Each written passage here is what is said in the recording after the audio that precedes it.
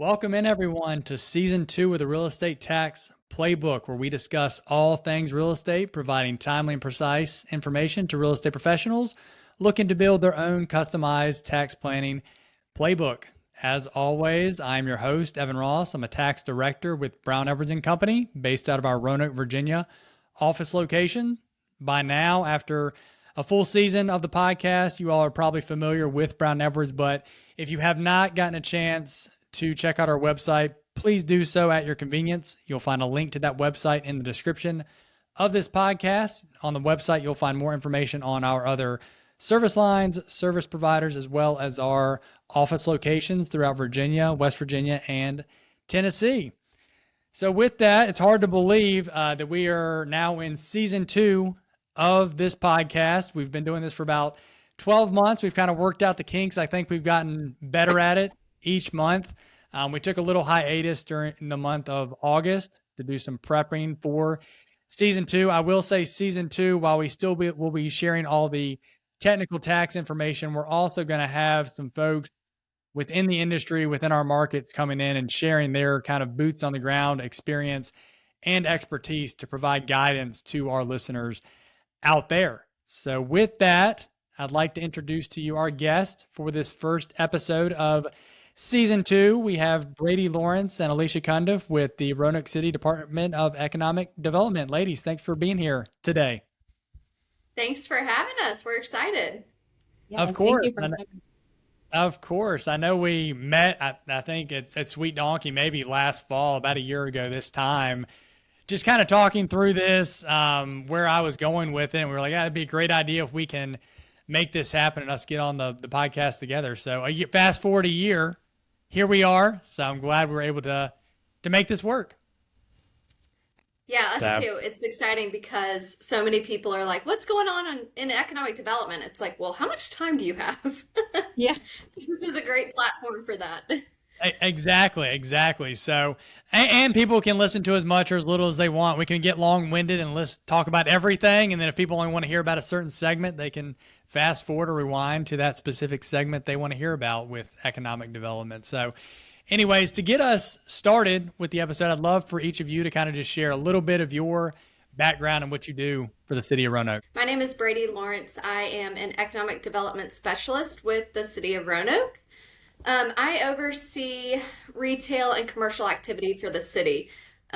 We say there's 3 legs to the economic development stool: attraction, retention, and expansion. And so we kind of work by sector. So I oversee retail and commercial, and I also oversee our marketing efforts for the city as well. Very good. Alicia, how about you? My name is Alicia Cundiff, and I'm also an economic development specialist. I may also be Brady's partner in crime, but I focus on the manufacturing and industrial sector for the city, and I also administer our enterprise zone incentives, which we're going to chat about a little bit. And then I am our liaison to our Economic Development Authority, or EDA. And all 3 of those things keep me very busy. Awesome. Well, thanks for sharing that. I hope that means that you are going to share some brand new news that no one knows about yet. And as far as economic development, is that what I can expect on this episode? Podcast has the breaking news. Yeah, exactly. I'm gonna list that as the name of the podcast: Breaking News, Economic Development, Roanoke City. So, no, and again, I appreciate you all being on here. I kind of let you all know before we started the podcast, and we've had this segment for a couple months now, I think 4 or 5 months at this point, but we have a segment called Tell Me More that's just kind of a lighthearted conversation to get things going before we get into the meat of the conversation. So, Brady, I'll start with you. I know you've got some exciting family news going on right now that kind of shocked me a little bit when you told me, so let you share. Yeah, so breaking news, I am pregnant. Yeah. Awesome. Yeah, so I'm actually this week in the 2nd trimester, so I'm feeling a heck of a lot better. Awesome. Getting my energy back and not so nauseous. And yeah, so we're expecting in February. Very exciting. My oldest daughter has a February birthday. So what's the due date, if you don't mind? Yeah, lots of Yeah. February babies. Everybody's like, "Ooh, I'm February." 2/22, so it's really easy to remember. Okay, easy enough. Yep. Yeah. Yep. My And oldest this is is Ruby's first, which is very Yeah, and my exciting. first. Yeah. yeah, Yeah. very very very exciting. So Yeah. you'll get thrown into it pretty fast. Do you know boy or girl, or are you sharing, or Not yet. We're gonna okay? find out at 20 weeks. So Okay. in just a couple Awesome. weeks. Yeah. Awesome. Cool. That's very exciting. Yeah, That's thanks. big news when you said you wanted to share that on the podcast. I was like, great. So I Right. awesome. dropped it on social media, so I figured this was the next best step. I did see it released shortly after. I think you told me via email that it was on social media. So I was like, well, at least her close friends and stuff, Yeah, everybody yeah. knows now that she talks to. So Not many awesome. people get to share that news on a podcast. No, they don't. So awesome. Well, again, congrats. That's very exciting. Thank You will you. love parenthood. Alicia and I, obviously, we both have children, so it's a great experience. You're in for a road of Yeah. fun. So, Thanks. We're excited. um, Yeah, I'll tap you guys for advice anytime. yeah, probably go to Alicia more so than me, but Yeah. so, Alicia, actually, this is timing with you. So, Bill Chapman, who you two know, he's actually going to be on the podcast next month from Richmond. Alicia, you and your husband moved from Richmond to Roanoke not too long ago. So you want to talk a little bit about that move and what brought you back to Roanoke? Obviously, I know some of that, but just share how that move happened. Yeah, so we moved to Roanoke about 3 years ago from Richmond. I grew up in Northern Virginia. My husband grew up here in Roanoke. We lived in Richmond for almost 10 years, and we bought my in-laws' home here in Roanoke. My husband likes to say that we kicked them out of their home.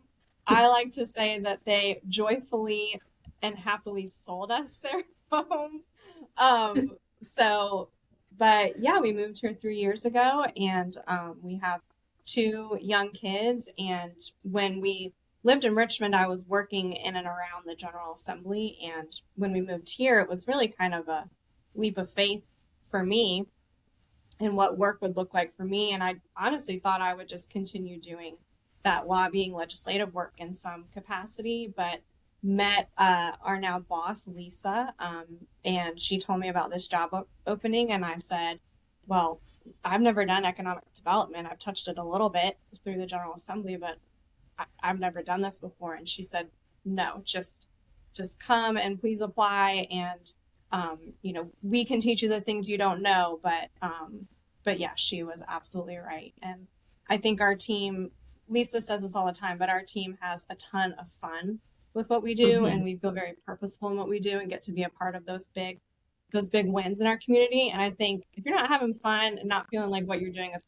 purposeful, then what are you doing? So, in my opinion. I'm on the same page. I'm sure by knowing your in-laws, I know they're happy to have you back, have y'all in locally with the grandkids, and be able to see you and your husband as well. So I'm sure they're happy. And then City of Roanoke sounds like they are happy to have you as well. And Lisa's pretty glad she was able to hook Thank you. you in. So I love Lisa. Yeah, awesome. Yeah, Who doesn't?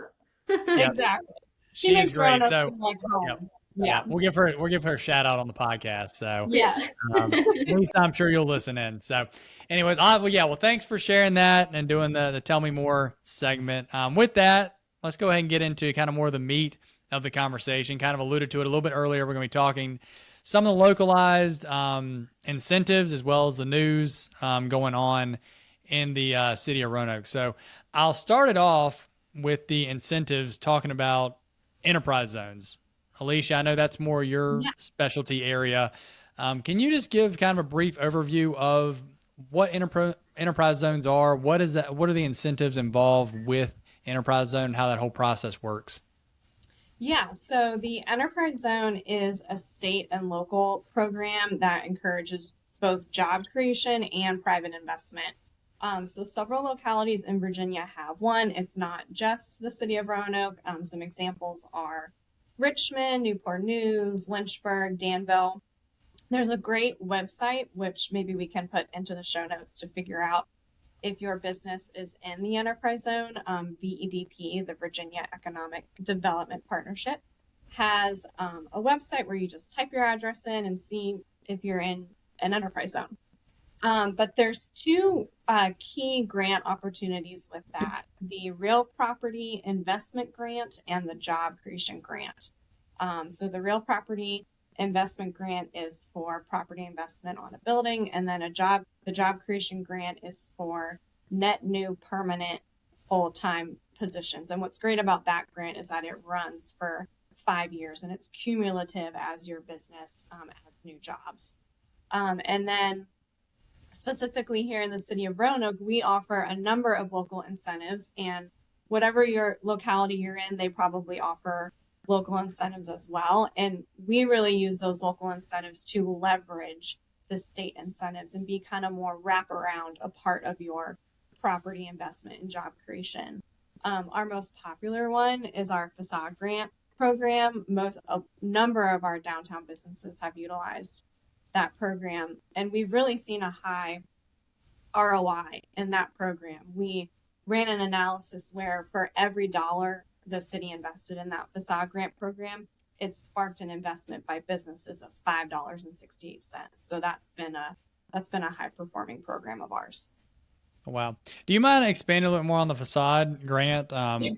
What that is specifically for those not familiar?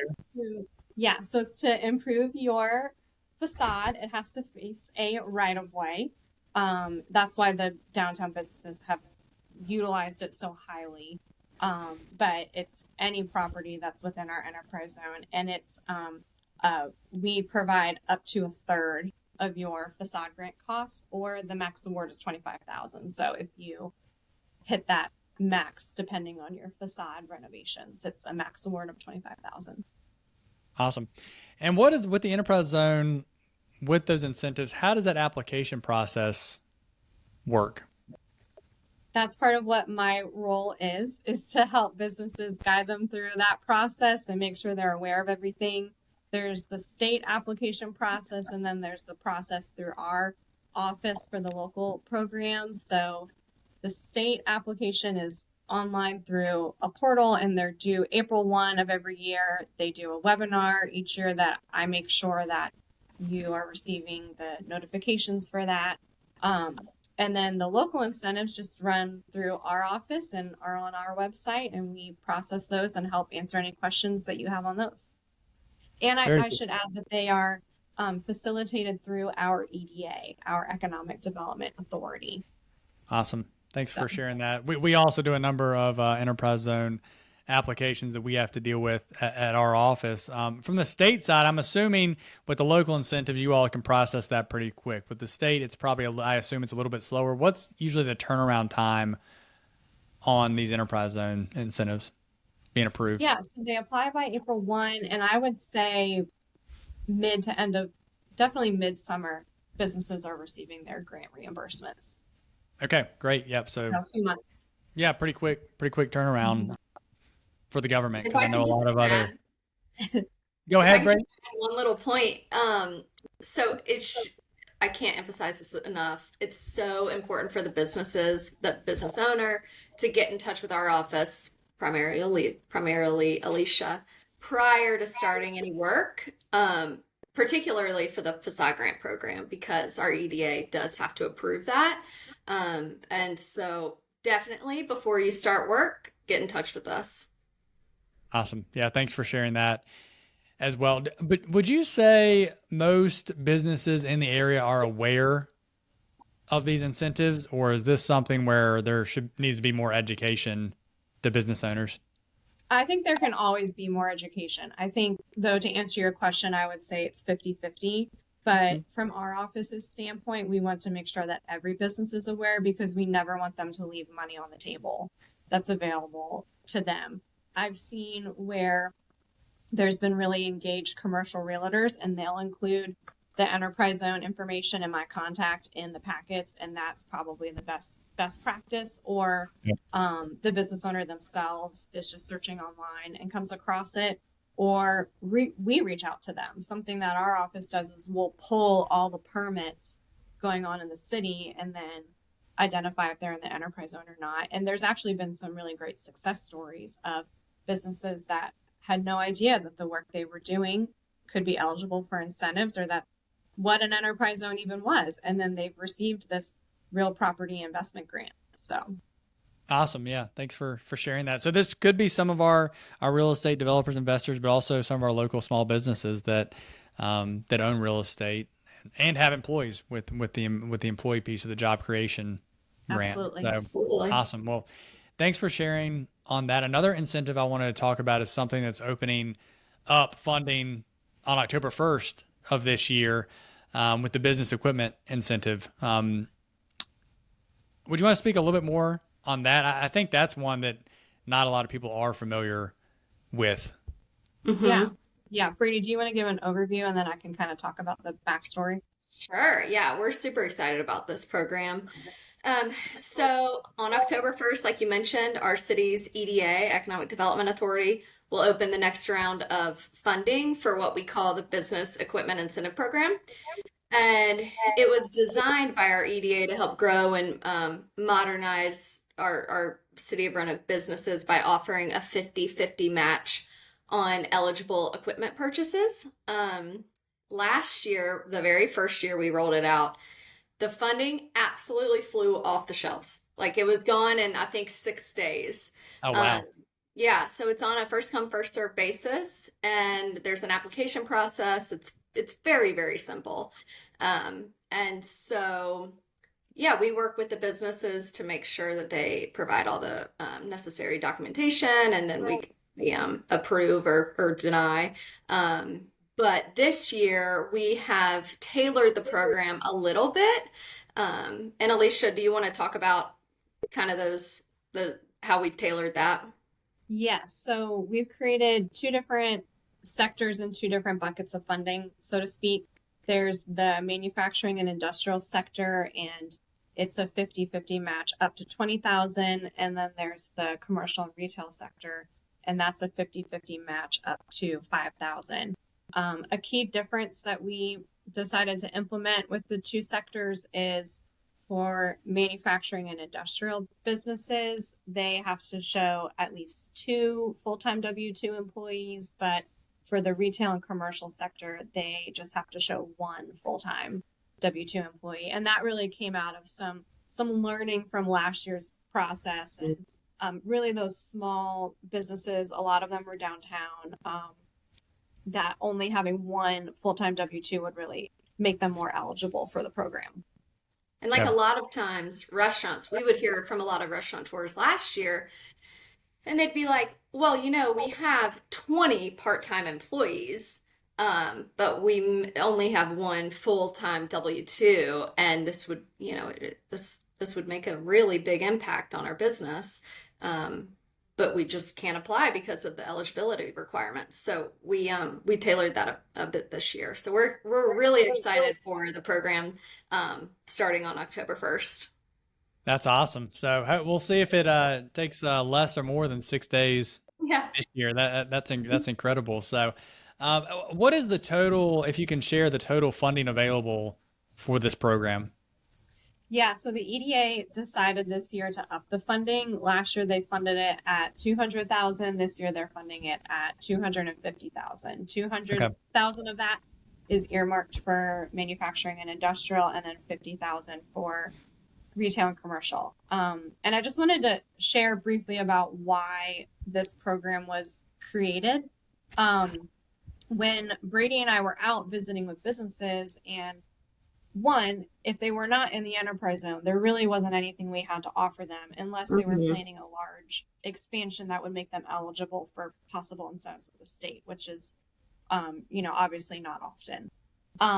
And they would say, hey, these incentives are great if they were in the enterprise zone, but what I really need help with is purchasing equipment because that's just such a high capital cost. Mhm. And then I was just last week talking with a manufacturer who was a recipient of this program, and we were talking about how this equipment incentive is the kind of incentive that helps a business get to the next level of incentives, that it increases their production to be able to get to those new job creation and that real property investment.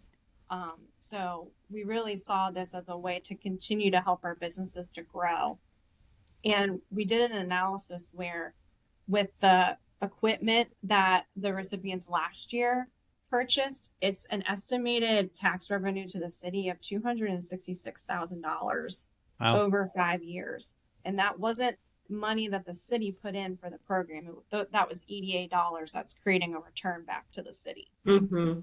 Awesome. Yeah, thanks for sharing that. And then from a tax perspective, I mean, obviously equipment is potentially eligible for accelerated depreciation for those businesses. So potentially bonus depreciation under 168K or Section 179, there's a way to offset that cost as well, even though that grant is going to be income that comes from the city.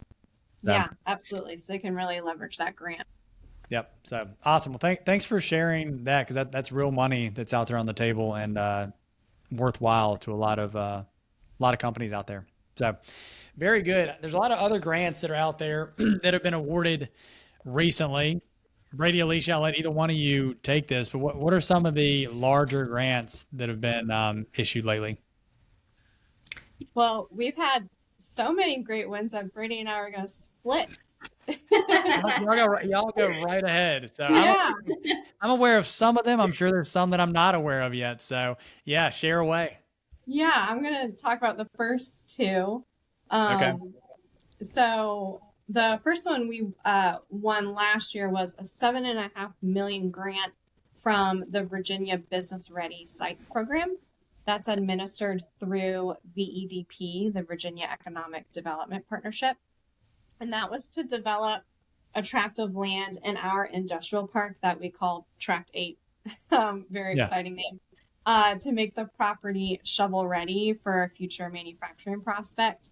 And really the impetus for this program and us receiving the grant is it was born out of the Commonwealth seeing that as a state, we were losing out to other states on manufacturing announcements due to speed to market.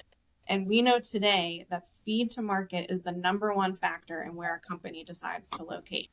So being able to have this site, Tract 8, shovel ready with permits in place, so a prospect is ready to go, is really a landmark for not only the city, but the Commonwealth, as this has been identified as a priority site for Virginia. And just recently we saw that AstraZeneca chose Virginia for its largest single facility investment. So we're really hoping here in Roanoke to one day see an announcement like that with this site. The second exciting grant that we received was $1 million from the Industrial Revitalization Fund for the foundry development. This is revitalizing the former Walker Foundry site, and it's going to be a fun, competitive, social venue. So completely shifting gears on talking about manufacturing announcements, but people will be able to go there to eat. There's going to be a health and wellness component, have some outdoor recreational activities, and it's going to be right along the city's greenway. So it's really going to be a key asset to the city. And the developer, Greg Cackness, has had just such a great vision for this development, and he's planning on bringing affordable housing units on there as well. And I'm personally excited for when it's done to take my kids to this great fun place.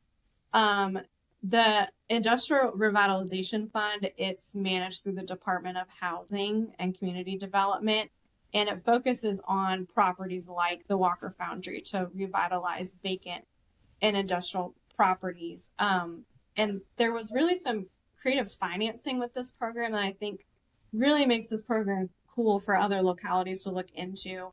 Our EDA applied on behalf of the foundry, and it's a grant to the EDA that we then loan out to the foundry.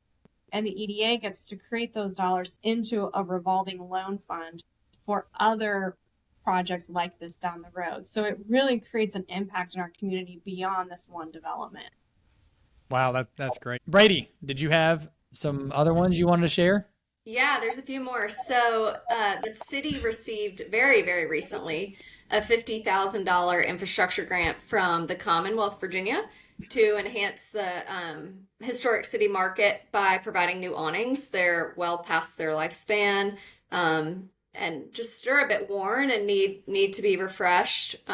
So the funding is part of a statewide initiative by our governor to bolster local food production and agricultural facilities across the state. And so we were really excited to be a recipient of that. Yeah, and that would, I mean, create a lot more curb appeal. Obviously, the inside of the market Yeah. building's been renovated in the past, so that looks a lot better on the inside. But also adding a little bit more, like I said, of that curb appeal from the outside with the awnings as well. So Yeah, and if you're ever downtown on a Saturday, I mean, the vendor set up there are amazing. There's a huge array of different offerings from, local farmers to crafters and people providing juice and clothing. I mean, you name it, it's there, and there's a lot of foot traffic, so it'll be nice to just beautify and enhance that area.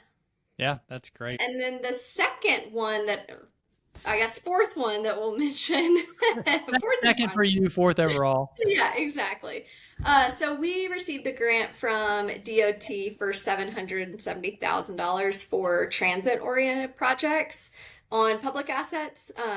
So the city will evaluate city-owned properties within a half-mile radius of the Amtrak station, and the goal is to develop a plan for the area and position our Amtrak station as a vibrant transit hub. And as it stands right now, I mean, our ridership is pretty incredible. And so it's an opportunity for us to showcase the region to people leaving and coming. And so we're looking forward to taking a look at those city-owned properties to see where we can make adjustments, where we can enhance, and just provide for a better gateway into our city. Awesome. Do you think the majority of that grant is going? You mentioned Amtrak. Is the most of that funds going to be used towards the Amtrak initiative? Is that what it sounds like? Is there going to be other Well, initiatives as they have to be well? city-owned properties. Okay. Okay. Right within a half mile of Amtrak. Okay. So, Is that? But I guess that's based on the where the station is for Amtrak. What, a yep, half that's right. half mile from that. Okay, got it. Yep, that's right. That's right. Yeah. Awesome. Well, that's exciting. Yeah, it's been years since I've taken the Amtrak, but I did enjoy it the last time I did It's took. a, I think we took it up to New York years ago. So, yeah, it's a great way to travel. They've got Wi-Fi and you can walk around, go to the cafe cart. yep, Yeah, and it's a it's good yeah, good pretty experience. inexpensive. Yeah, So, and you don't got to worry about parking in New York specifically. You don't got to worry about driving or getting around. So it's kind of convenient for a trip like that, and other areas as well. You can go to DC, plenty of other locations as well. exactly. So cool. Very good. Brady, is that it with the grants that you're able to share? No other breaking news. Yeah, hopefully we'll share more here soon. So awesome. Well, we're looking forward to that. Brady, I know you've been doing a retail study the last couple years. Do you mind speaking on that retail study, what that looks like, if that is what's that generating as far as new companies coming to the area, and just expand a little bit more on that study? Sure, happy to. So we're in year 2 of 3. We started last year. We hired this awesome firm out of Birmingham, Alabama called Retail Strategies, and it's in collaboration with Roanoke County and the city of Salem. So we felt like taking a regional approach to this retail study was important because so many of our main commercial corridors connect from the city to the county or the county to Salem or the city to Salem. So it was important to take a regional approach to that. And also, for example, Seven Brew just opened in Salem. If you get a retailer like Seven Brew in one locality, then it's much easier for them to open a second or third location in a neighboring locality. Anyway, so um, retail strategies, they really act as an extension of our economic development team, and they tell our story in a way that matters to retailers. And so they came into our market, assessed our retail inventory, helped us to identify some available space for retailers, and now they're doing the storytelling portion of it. So they're connecting with their network of retailers and positioning the Roanoke market in a way that's attractive to them. And so I'm happy to share some of our exciting new announcements. Yeah. So HomeSense, which is a TJX brand, TJ Maxx, Home Goods, They are going to locate in the former Bed Bath and Beyond on Town Square Boulevard over there by Sam's Club, that strip. Um, Kickback Jack's, which is kind of an Americanized restaurant, has purchased the former pad right outside of Valley View where First Citizens Bank used to be. Okay. If you can picture that, yep.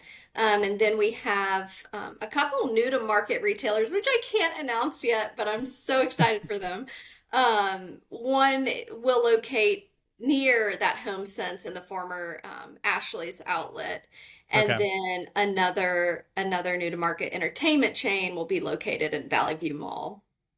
That's So awesome. yeah, we expect both of those to really um, be a big attractor for people to the market, and I think folks that live Yeah. here are going to be really excited about this too. Um, and then, goodness, along Franklin Road, talking about commercial corridors that connect from the city to the county, Franklin Road to 419 is a big one. Along Franklin Road, Cookout is actually under construction right now, and that's Okay. at the former Long John Silver's. Okay. And then just up the road as you're headed towards the county, we call it Bankers Row. We have a couple Yeah. of new banks that total a $23 million investment. And so, um, yeah, there's been a lot of development along Franklin Road and across the street from that. We have the renovated Colony House Motor Lodge, which just opened to the public. It's a beautiful facility. They've done a really nice job renovating that old motel while kind of keeping the historic nature of it and the cool retro vibe. And then beside that, Townside Garden expanded into the former coffee shop. And so, yeah, there's been a lot of redevelopment and expansion along that corridor. So we're excited about it. Yeah, that's great. Thanks for sharing all that. Obviously, a lot of commercial real estate is moving as of Yeah. late. I'm excited to hear about the others that are coming in the near future. I wish we could have shared those today, but I'm sure that'll be coming out in a press release Yeah, soon. hopefully here soon. Yeah, yeah, they're Yep. well underway. So Awesome. fingers crossed for that. With that retail study, is there an expectation as far as revenue or number of new businesses or any kind of metrics that you all are looking at as far as after that 3 years? Not necessarily metrics. So retail's tough. It takes forever, Yeah. much longer than you would anticipate. And because, I mean, oftentimes it's making that retailer aware of your market and telling them why you matter, why they want to be here, and then finding a suitable site and going through that whole due diligence process, and then finally, doing the whole ribbon cutting. And so it Yeah. takes a lot longer. 3 years is a really, really short time span in the world of retail.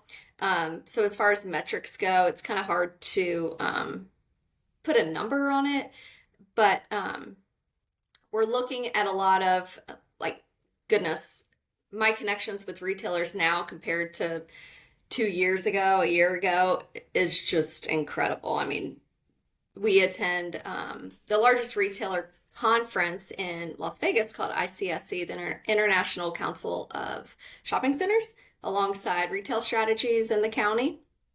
And so we made a ton of connections there. But had it not been for retail strategies, it would have been more difficult to make those connections and understand who exactly within the organization to talk to. And so they've been really beneficial for just the networking side of things.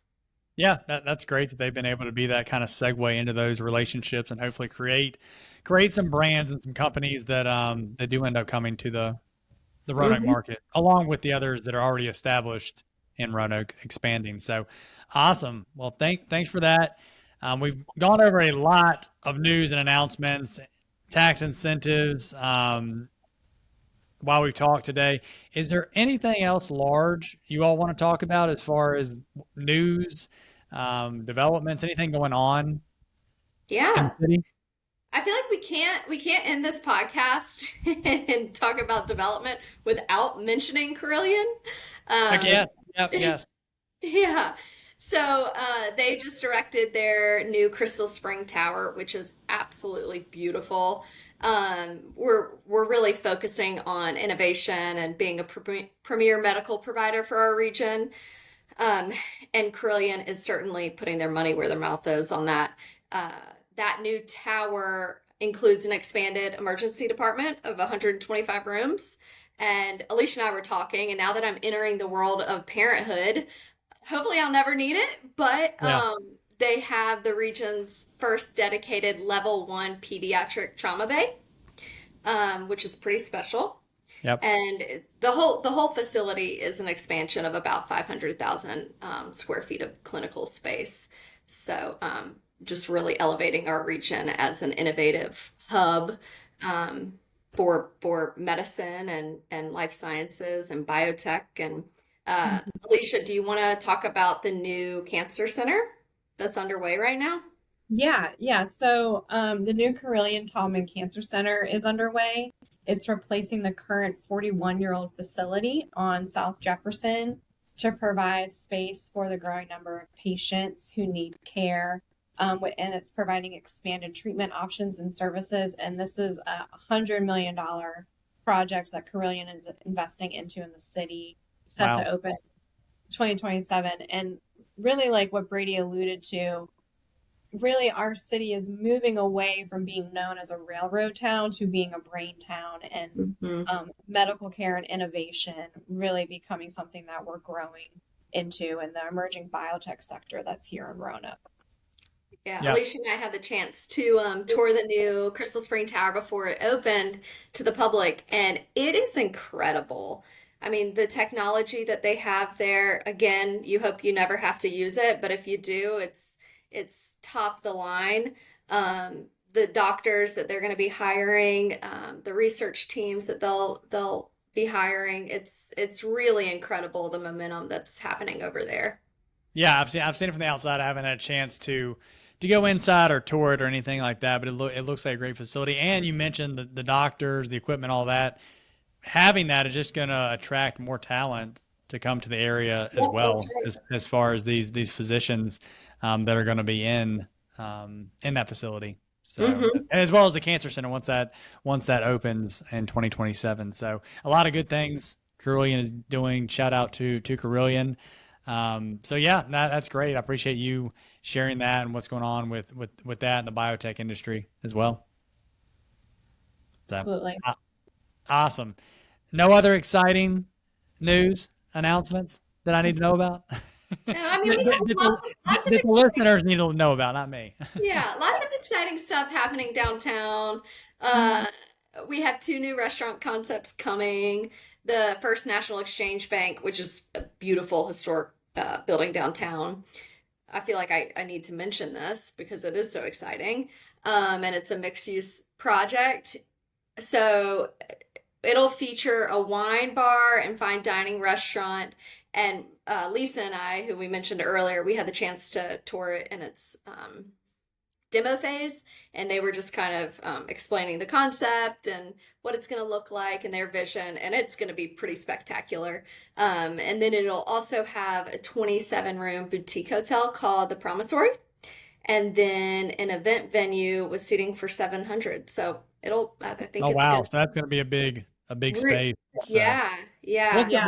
do you know what the timeline is for that? I know you just said they're at the demo phase now, so it's probably a ways down the Um, road. But when we first met with them, the construction timelines are tough, right? I yeah, mean, when we first met with them, the timeline was later this year, and I'm not sure if that's been pushed back or if they're still on schedule or what, but I would imagine first of the year for at least a portion of that. yep. Yeah. And you Either mentioned way, that was a historic project, historic rehab, Did or we utilize historic tax credits on that, Alicia? Do you know? I think they are. Yeah, I think okay, so. Yeah. Yeah. gotcha. So I was Either gonna say way, I'm sometimes excited. sometimes that can expedite things because Yeah. the owners are going to want their incentives. We had a previous episode that Pat Murtaugh came on to discuss historic rehabilitation tax credits. So Hmm. anyways, to get the project completed and to get the credits to the owners and the investors, sometimes that can expedite the construction process. So hopefully it will in this case, because that sounds like a great facility. Oh yeah, we're excited about it. It's going to be pretty special. So awesome. That's great. Yeah, I'm excited. I hadn't heard about that one, so I am excited to see what they do down there. It looks like a large venue. If you're saying 700 people, so Yeah. that's a pretty big space for events, for companies, for conferences. If they're going to do that, I don't know if that's the expectation or not. But anywho, that's great. Yeah, more so along the lines of like a music venue.